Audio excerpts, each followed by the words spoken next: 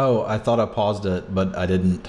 Hello and welcome to the final round. This is a keep. It's a shocking keep, but it's a keep. Hello and good luck.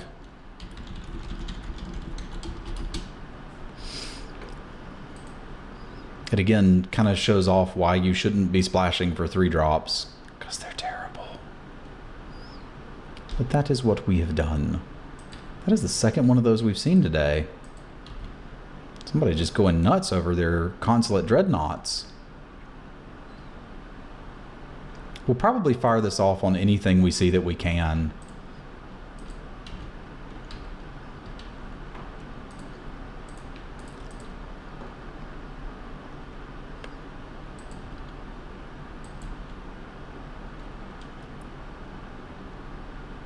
Same for the next one if we don't hit a land.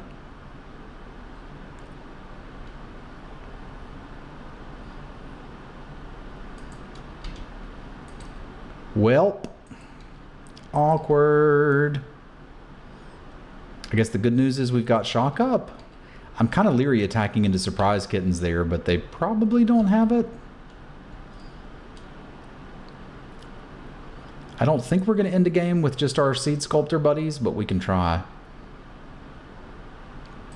All right. That's a good target for a shock, so it's probably going to get shocked. We're kind of hopeful that they put the counter on it. They didn't. That's all right. It's still worth a card. There's not a world in which they double block this if we attack, and we're just passing up too much on mana efficiency if we don't kill it. We're constrained on mana. We need that to be dead. We need to get one of our 3 drops in play. Of the non-land draws that we have, that's a pretty good one. It's still not quite good enough, but... So again, I'm not necessarily killing that because we have to. I'm killing it because we want to draw out of this mana screw. That's going to be harder to do because we're a 3-color deck. But if we can pull it off, it's going to be very good for us.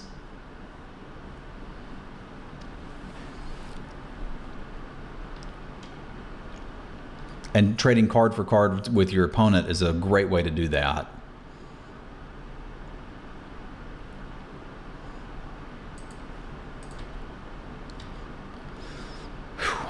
Well, we're kind of not in the business of blocking at this point.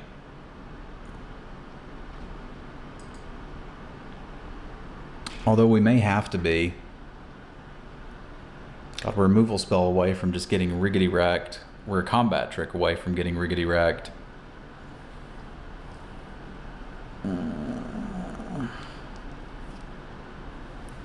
This one's kind of tough here. I think there's a possibility that they block here with the Will Smith. We're trading 4 for 4 currently. That's going to get a lot worse soon. But if there's any chance they block, I have to go for that.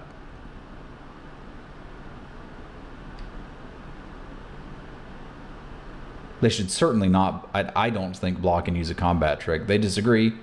That's fine. It's not great, but that was going to wreck us on the attacks too. But again, trading card for card with our opponent while trying to keep the life total padded is how we get out of this. They flooded, we've screwed. So let's see if we can hit a land drop, shall we?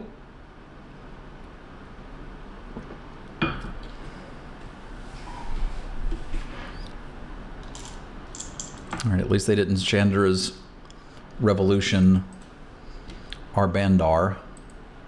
Show me a land. That's not a land. It's a lot like a land, but it's not one. We can't block here, which means we attack. I'd like there to be decisions for us to make, but we can't. Once we land the freighter, we can at least block the Will Smith with it.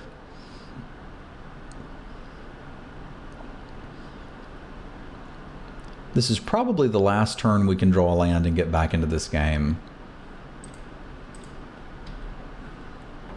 I can't imagine what they're sitting on.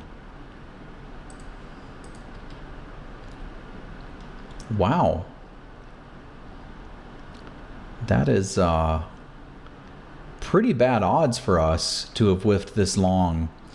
The Renegade would be good to get in play. The Crusher's another thing that can end a game. I probably have to discard the Drake and show my shame to the opponent, although discarding the 5-drop's pretty reasonable too.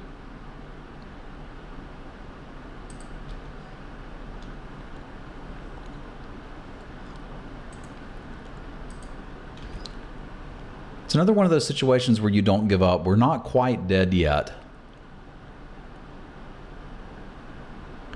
That does it though. Because now instead of taking 4, we're taking 7.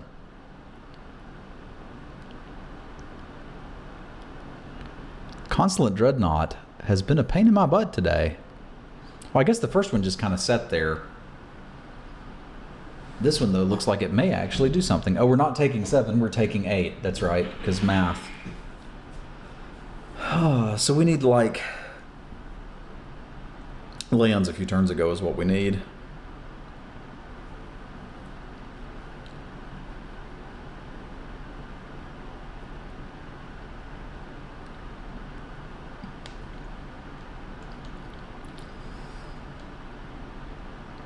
Against this aggressive deck that we're seeing here, I think we're more likely to take out the blue. Okay, there's the land. Does it do anything? I'm not entirely convinced that it does, because anything, let's say that we play the Night Market Guard, they make it not block, swing with the team, and we're just dead. Well, like them knowing I have a Night Market Guard doesn't really matter, does it?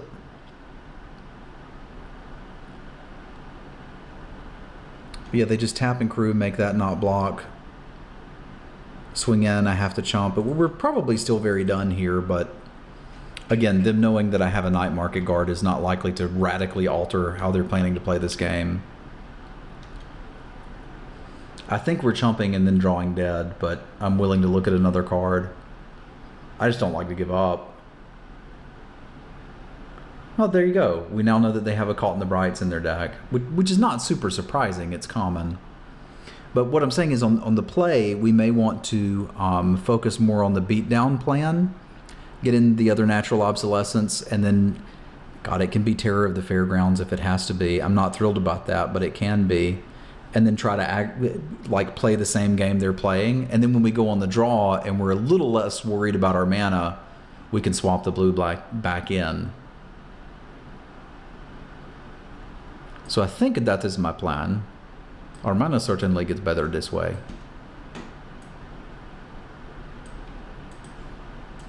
So let's get our mana pretty first. We can go 8/8. With the map, that's still fine. And I've just got to find filler for these two. One of them is probably, well, I don't know for sure that we want a Natural Obsolescence. I suspect that we might, but I don't know that for sure. The vehicles are actually not bad against them.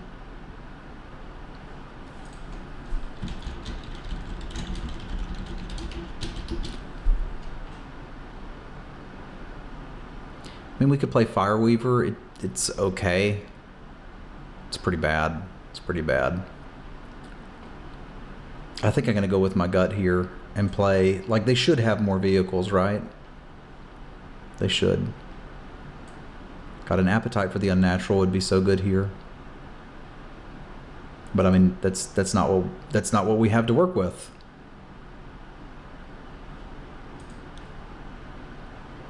Okay, I can work with this.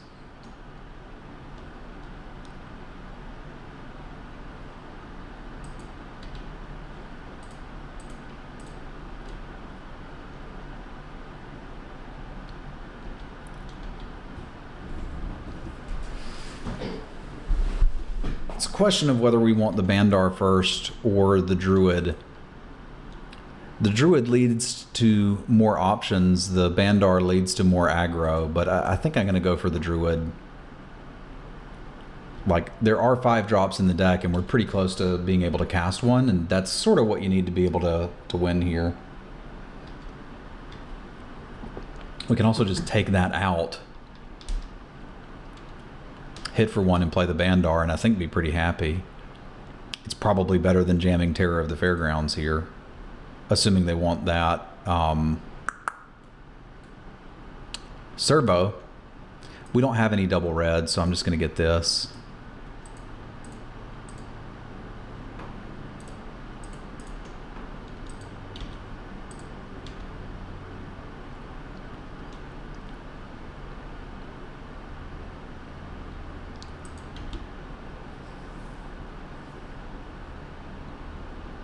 Then we can look at maybe trying to get there with the Terror of the Fairgrounds.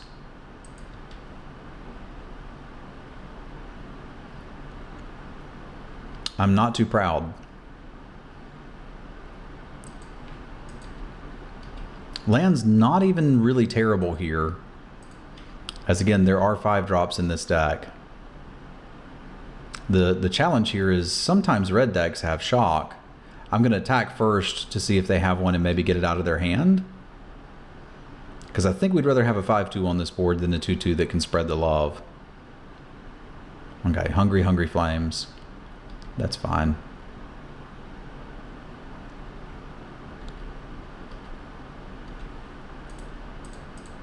So this is threatening, but it has some problems, right? It'll kill them quick if they don't have anything, but it's answered by just about everything in the game.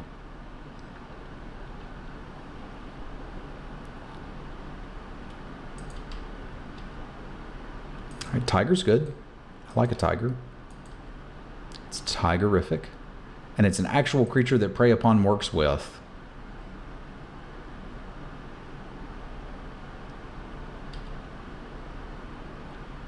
All right. That's why you play the Terror of the Fairgrounds.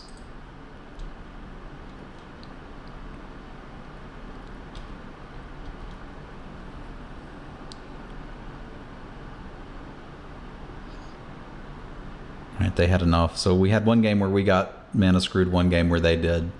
Going on the draw, I had mentioned bringing back in the blue. That's not absurd because I don't really like this natural obsolescence. I think we certainly want 1. I don't know that we want 2. I could just play another Crusher.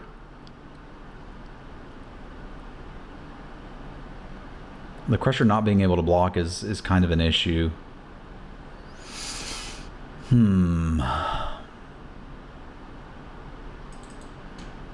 I think I'm ready to ride that train.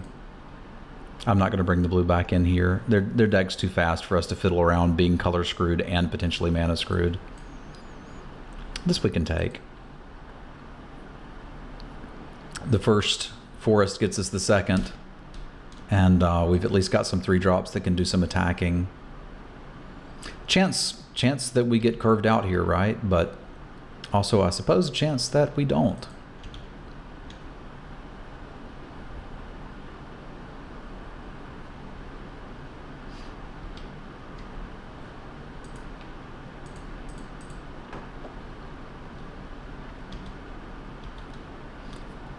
I don't think I'm willing to commit to taking 6 damage from that. I'm certainly not now.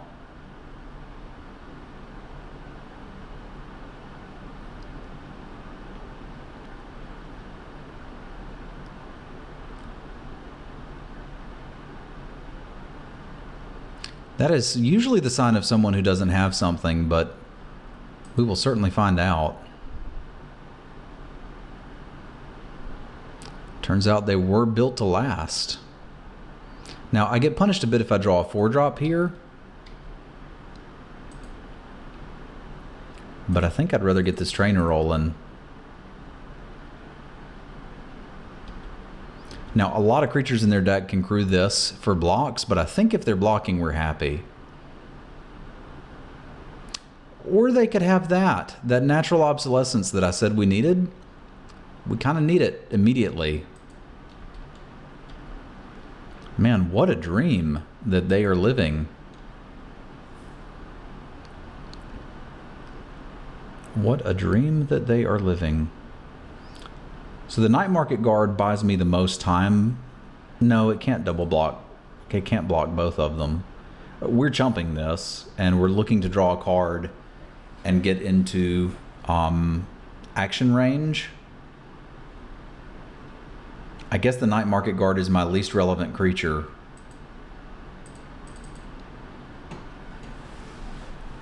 I'm kind of glad they got there. Like, it's neat to see somebody get to live the dream. I wish it could be me. But alas, it cannot be. We're jumping with the train, by the way, not the Night Market Guard.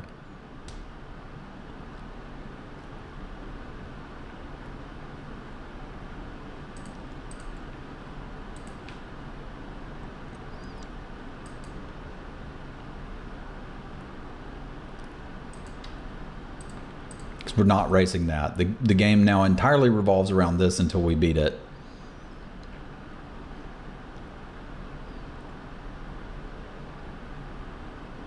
And we can get 2 creatures in play next turn. Like, block here and here. Get rid of some stuff. But we're not in a happy spot. I'm kind of sad we don't have the 2 natural obsolescences now.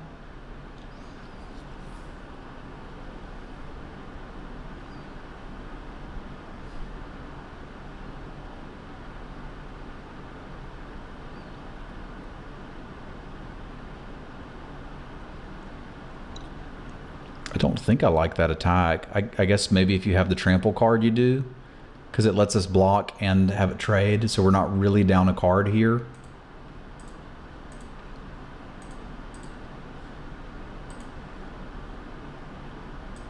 I would like that one in front, please.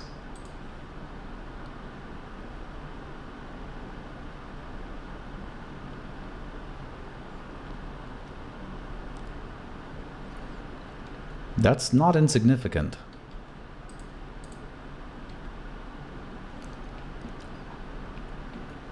I guess that, like, if we're going to chump, we may as well chump with the 1/1 and still have the counter around. Alright, so here we're looking at chumping here, blocking here. We're probably just getting run over. Yeah, if I draw Obsolescence next, we can be in business this way. It's not super likely, but it's possible. Why did that not die? Oh, because First Strike has text, Travis. There you go. Now you know what your cards do. Oh, yuck. That's about as bad as it could go. All right, well, you're under the bus. You're eating this. And we're just dead. Just dead. We get to untap with this and basically no shot at winning now. Also, the block just left us dead, which is unfortunate. Man, those siege modifications, though. Those siege modifications. Well, we have learned this week to do what I say, not what I do. Try to pick better cards and determine what's open. It was difficult for me to figure out what was open in that particular draft. I didn't really see any giant signals, and I think we just ended up with a mediocre deck, and those kind of deserve to go 1 and 2. It was a difficult seat to be in. I appreciate you guys and gals watching, and I will be looking for you next week right here on SeemsGoodMagic.com. Have a good one, my friends.